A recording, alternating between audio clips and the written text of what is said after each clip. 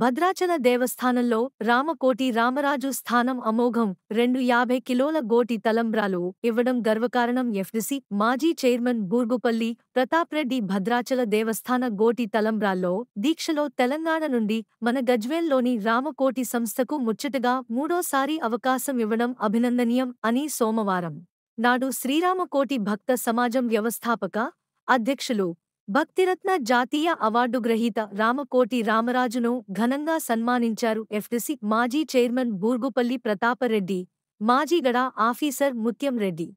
రామకోటి రామరాజు కోట్లాది 100 కోట్ల పైచీలకు రామకోటి నామాన్ని లిఖింపజేసి భద్రాచలంలో ఆనాటి భక్త రామదాసును తలపించే విధంగా ఈనాడు మన గజ్వేల్ రామకోటి రామరాజు గత 2 సంవత్సరాల క్రితం 20 కిలోలు భద్రాచలం నుండి వడ్లు తీసుకొచ్చి వలిపించి మరీ బియ్యాన్ని తలంబ్రాలుగా పంపించినటువంటి రామకోటి రామరాజు లాస్ట్ ఇయర్ 150 కిలోలు తీసుకొచ్చి వాటిని కూడా వడ్లు తీసుకొచ్చి వలిసి తలంబ్రాలుగా పంపించి ఈ సంవత్సరం 250 కేజీలు తీసుకొచ్చి మరి వాటిన్నింటి కూడా భక్తులతో వడ్లు తీసుకొచ్చి వడ్లు అన్నీ వలిపించేసి బియ్యం తీసుకొని అవి తలంబ్రాలుగా పంపించేసి గజ్వేల్ యొక్క భక్తిని, గజ్వేల్ యొక్క చరిత్రను, గజ్వేల్ ప్రజల యొక్క ఆశీర్వాదం తీసుకునే విధంగా, అదేవిధంగా సర్వే జన సుఖినో భవంతు అనే విధంగా